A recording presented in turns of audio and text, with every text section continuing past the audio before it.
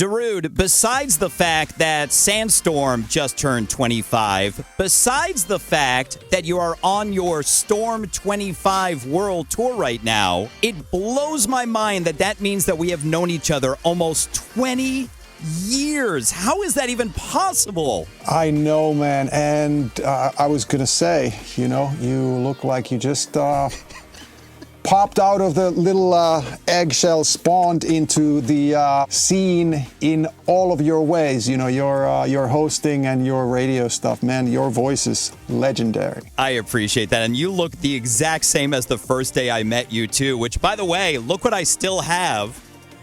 Oh, wow. Cool. I think I made you sign this the first day we ever met. Can you guess what you wrote? I mean, it says Ville/Darude. There's probably a smiley face, but then I don't know. I mean, the default thing would be thanks for your support, but for you, it might have been something else, though. So you did right. Thank you so much for the continued support. Sandstorm. Ah, yes. I love it. Darude, it is such an honor having you on the show. Welcome to America's Dance 30 for the first time. Oh, thank you, my man. Thank you.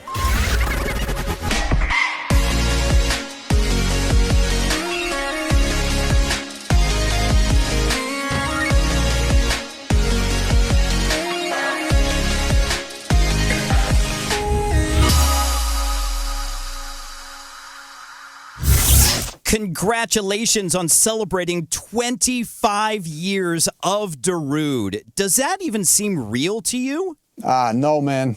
It really does not. It's strange to me, but I mean, at the same time, I do sort of remember kind of year by year by year.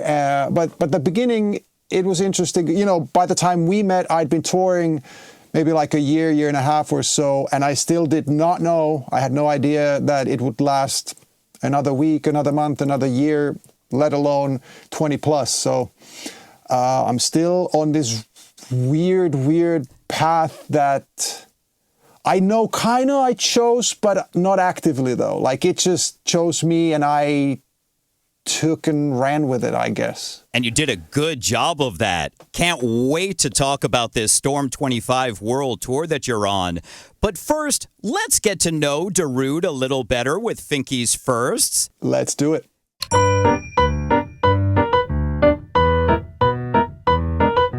Like I said, you're celebrating 25 years, so I'm sure you've been asked these questions over and over again, so act like it's the first time. None better than you, my friend. So Thank you, sir. Well, I love finding out the origin story of artists. I know you got into music at a really young age, but when you were growing up in Finland, was music the first thing you wanted to get into, or was there something else you wanted to be when you grew up? I mean, yes, I was into music really early on, but I was a late bloomer when it comes to actual production and making my own music. So I was already like 19, 20 years old when I started making my own music. But before that, I played ice hockey in a competitive team as a junior for, I don't know, 7, 8 something years. And I've actually played hockey since, but, beer league kind of stuff. I wasn't that good. And then there was also in practice quite hard for me or actually my parents to just keep on supporting me, driving me 30, 40 miles a day, several times a week and whatnot at one point when it got really sort of serious. And I also was in like a voluntary fire department back in the day in our small village. And that was fun. That was like big circle of friends. And the village of 900 people, circles were really small. So we would play the volleyballs and soccers and other, not so publicly tellable stuff. With quite wide range of, friends from me being 15. I might have played with 10-year-olds and 20-year-olds. And it was kind of like this one big family. And at that time, I didn't yet know that I'd be a professional musician. So where did music come into your life? Well, so I was into music all the time. I just didn't know that I would, get a career out of that. And I never studied piano or any other instrument like that. Always taking my, all my time was taken by, some sort of sports and other hobbies. But But I started being the guy who brought CDs and C cassettes and whatnot to parties. Like when we went to at our friend's house, and I was not a DJ, but I would put my mixtape on and people would love that. And then also there's a couple of embarrassing things, like you would know the song George Lamond, Without You. Yes, absolutely. Yes. All right. So after a breakup, I remember being in a corner at a party, pretty much singing to it 70 times in a row and probably crying, because that's an early memory of a track that I'm very, very attached to.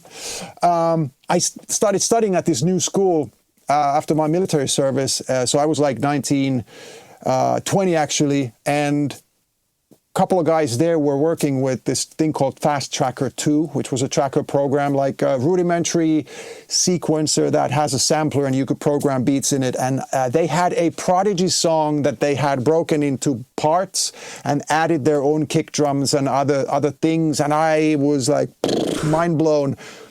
And I know this is a long story, but immediately what I've earlier heard as piece of music that you would sing and hum to, like the main melody or the main vocal, all of a sudden I started hearing a hi-hat there, kick drum there.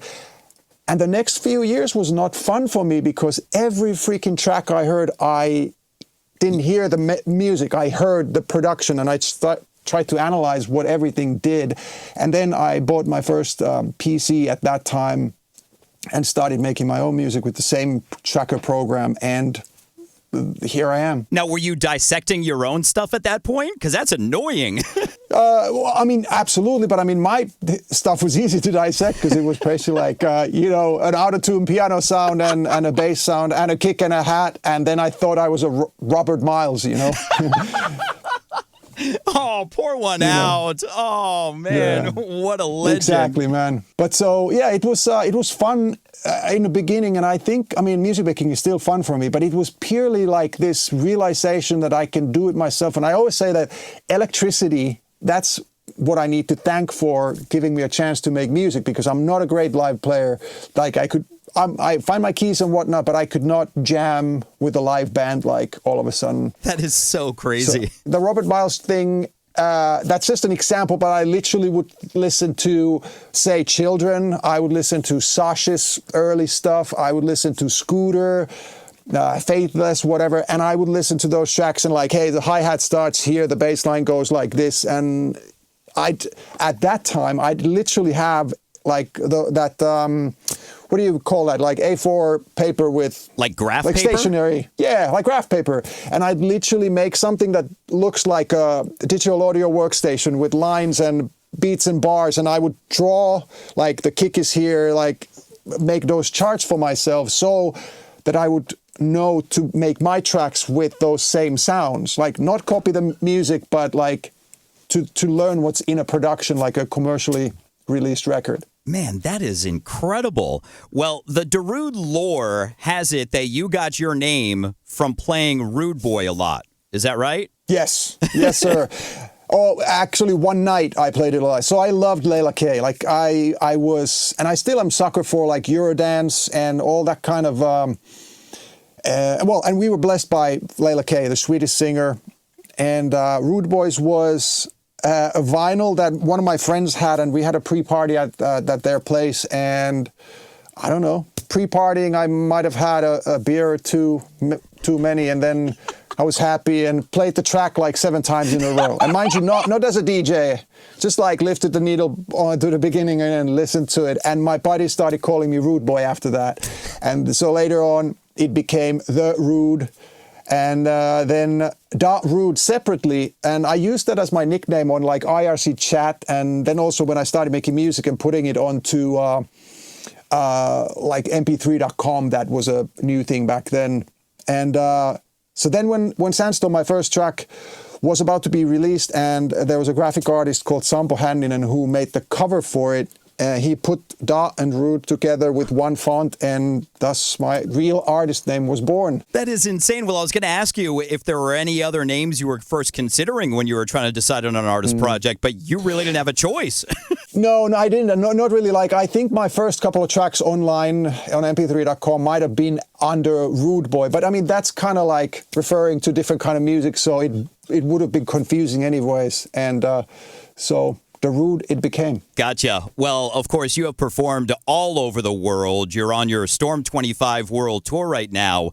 But do you remember the first time performing as Darude? Yeah, I do. I played with my then producer J16 at one of his gigs. I would want to say like September or October '99. Just joined him in for Sandstorm. But then my real first gig was 5th of December '99 in a place called Tampere, Finland, a club called Night Train. And it's forever burned in my memory. And how did it go? It went really well. The place was quite packed, actually, which was weird to me because there was really no reason for it. Sandstorm had been out DJ promo for just a few weeks at the time. And a little brag moment here, it actually stayed on Finnish dance chart top 1 position for 17 weeks. Wow. Yeah. But so there was demand, and I scrambled with my producer to create a set long enough that we could actually call it like a live show, live set, about 45 minutes of music. Sandstorm, a couple of other tracks. Feel the Beat was in demo version at that point, and then a couple of my sort of tracker tracks enhanced a little bit mixing-wise and whatnot. And I did a little tour, 3 or 4 cities then that December '99, and then basically continued on. Until now, which is insane.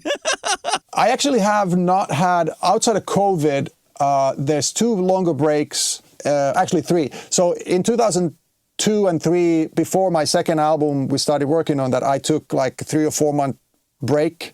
I was physically really, really done. And I didn't even realize it because my brain was having fun still. I was excited doing every promo thing and every gig and whatnot. But when I finally stopped, I could not work or go in the studio for like 3 or 4 months. And I was so burned out because it was all fun. So I wasn't mentally like anxious or anything. It was so strange though, because I thought literally coming off that tour, that last gig, and on a Sunday that, hey, tomorrow, yes, I'm free. Like I've got several weeks that I can just go to the studio, and my body in the morning was like, yeah, F no.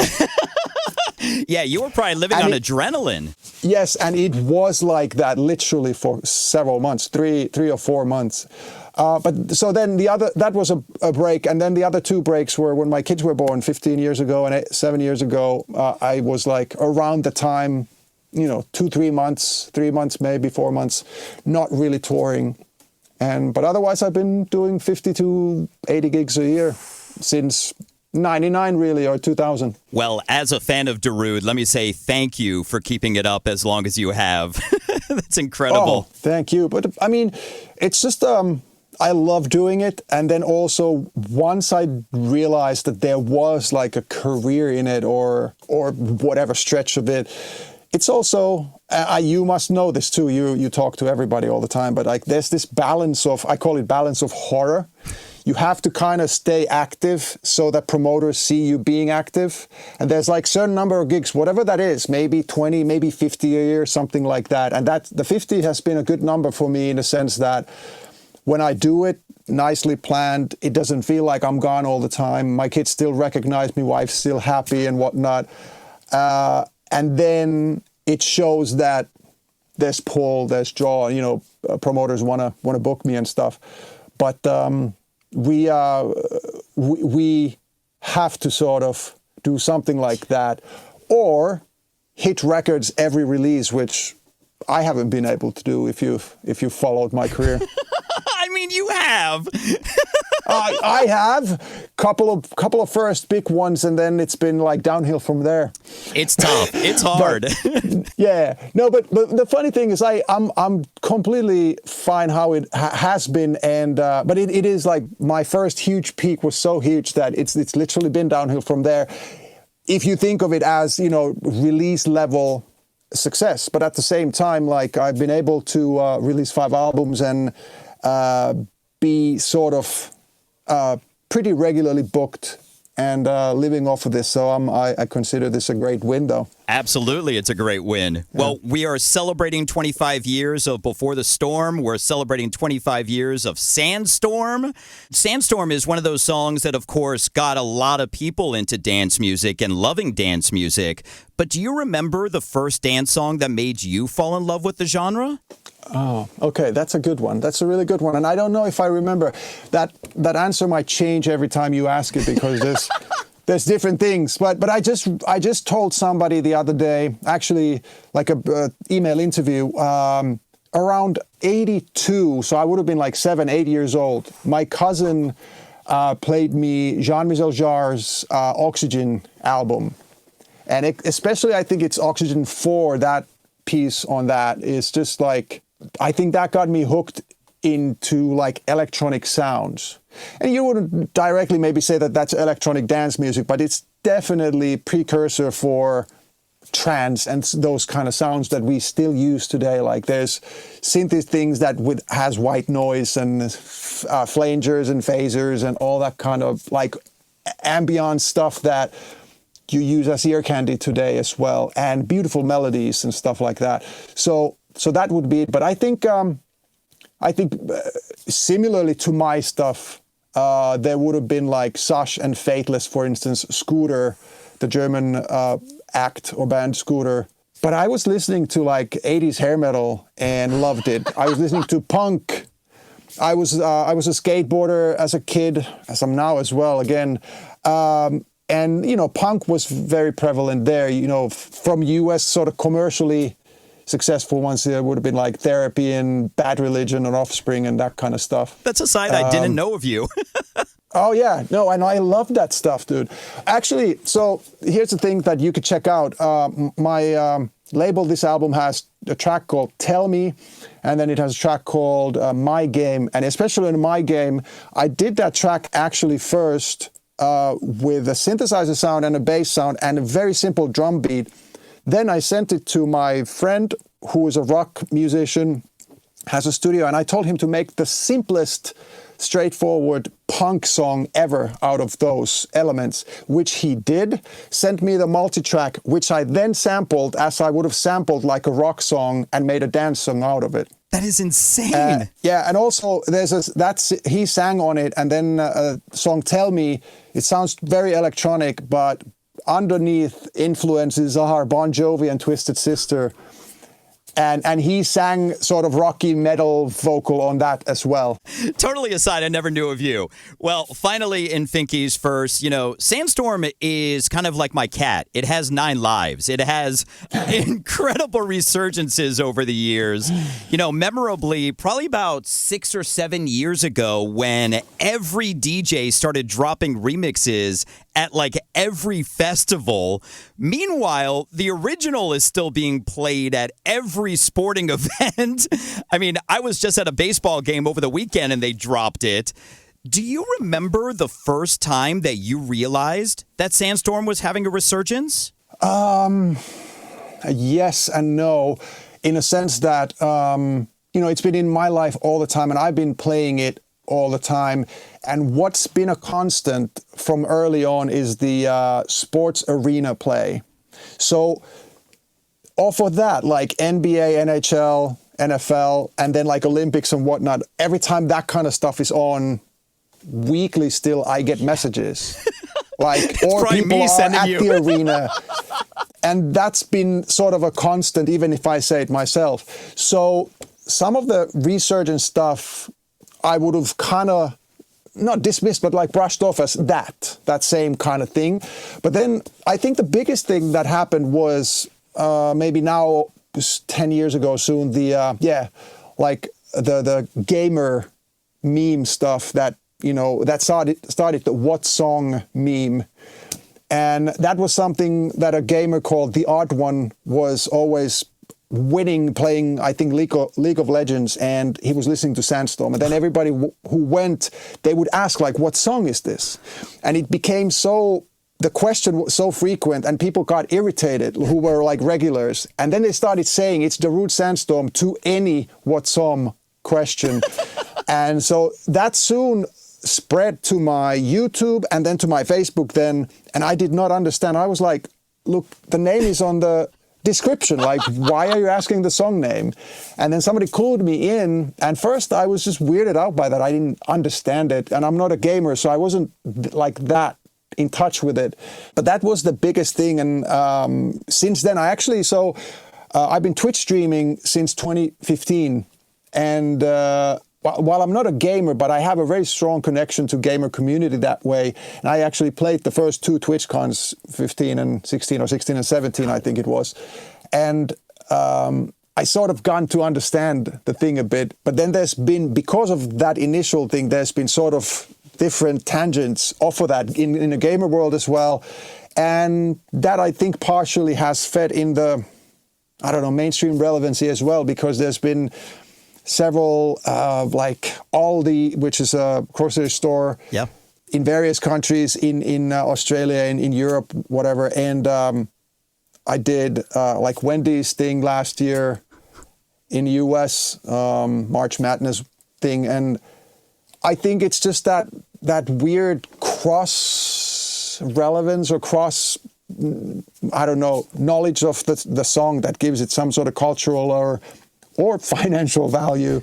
And I'm all for it as long as we can control what it's, assigned to associate it with. I almost texted you last night because literally I was watching a baseball game and you could hear it in the background. So I was almost guilty of that. But you are on this incredible Storm 25 world tour right now. It kicked off in Australia last month, right?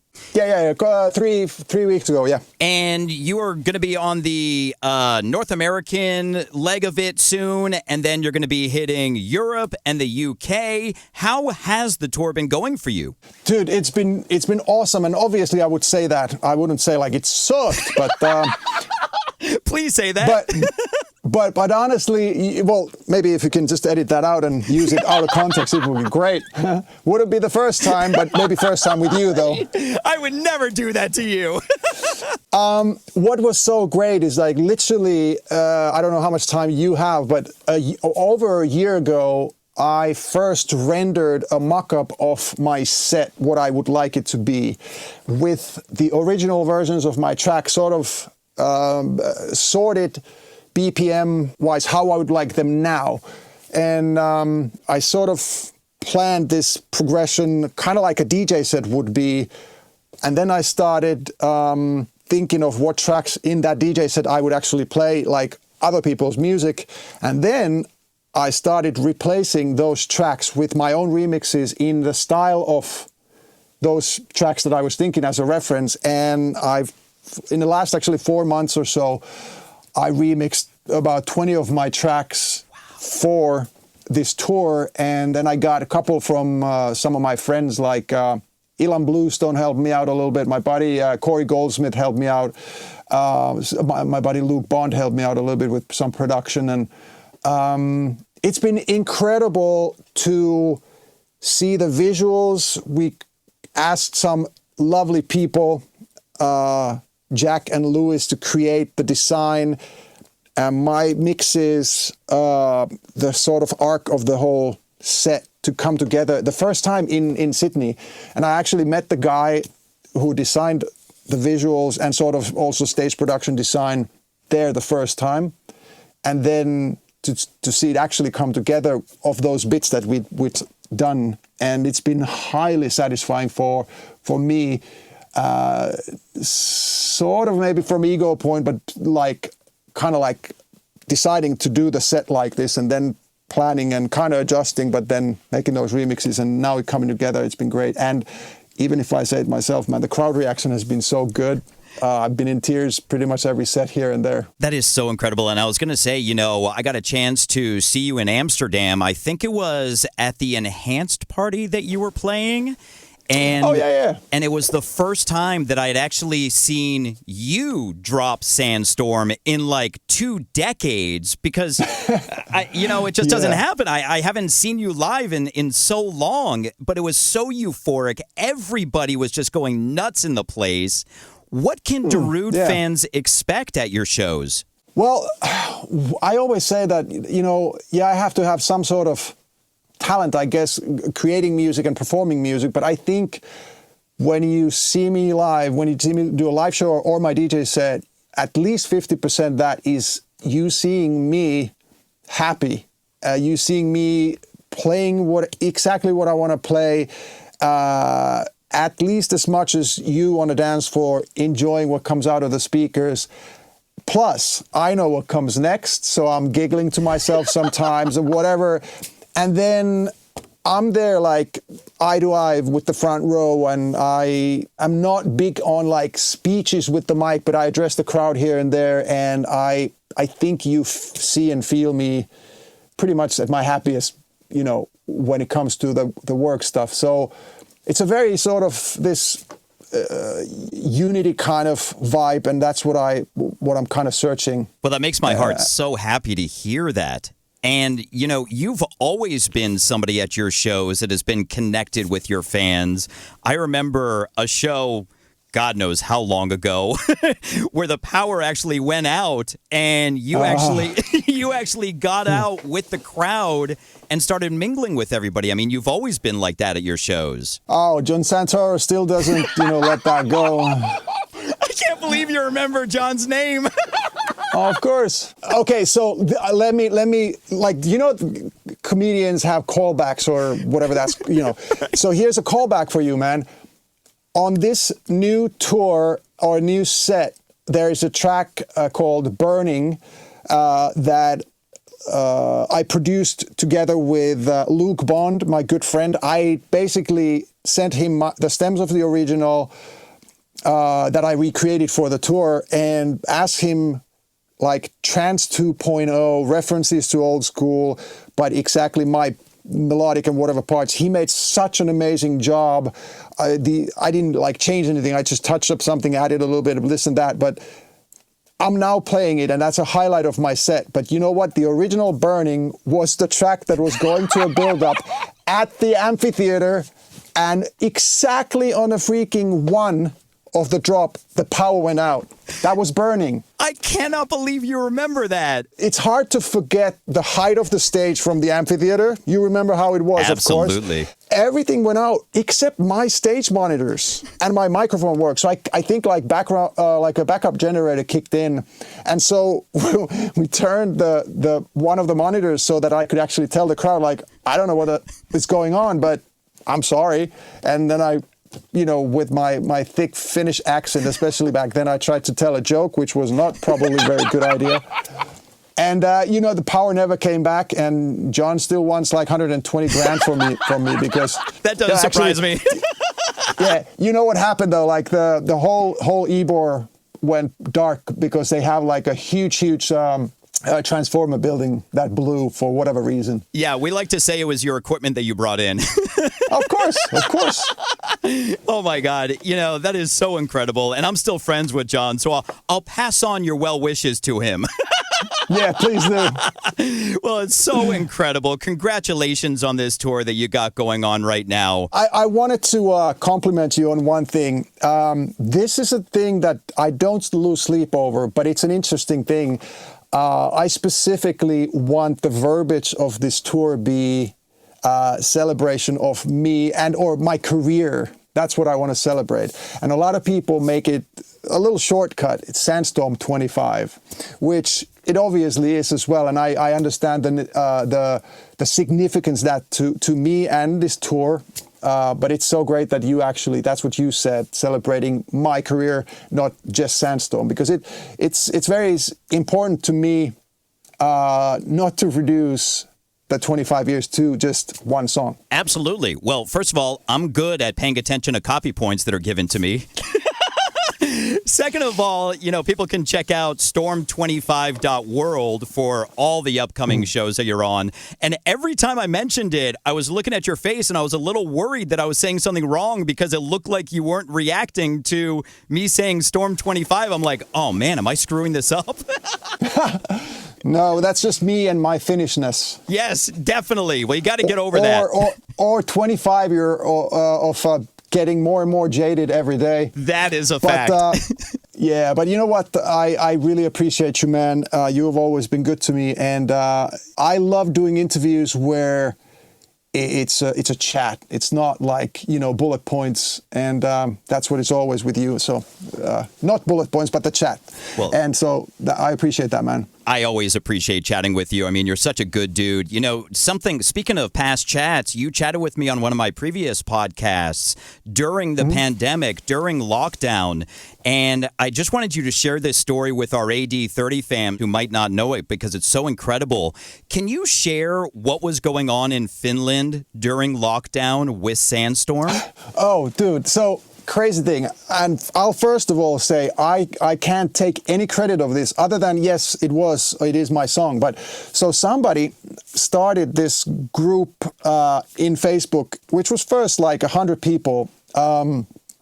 It's called Balcony Sandstorm because people shouldn't mingle.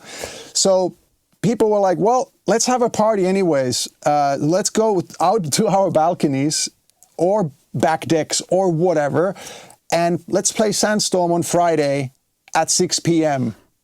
And people started doing that. So the Facebook thing got like quite wild. There was a couple of thousand, then 10,000, 20,000 people in that group. But a couple of radio stations in Finland like jumped in. And especially our biggest national radio station, YLE, Yle X, they played Sandstorm at 6 on the dot every Friday for like 8 or 10 weeks. Wow.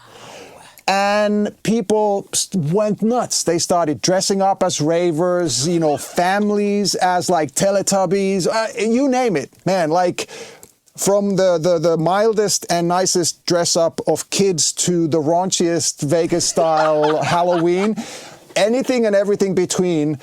And dude, the videos were incredible, and it was so crazy, and but I didn't start it. But what I did do is that, because I already was streaming on Fridays, so I started my stream with Sandstorm as well.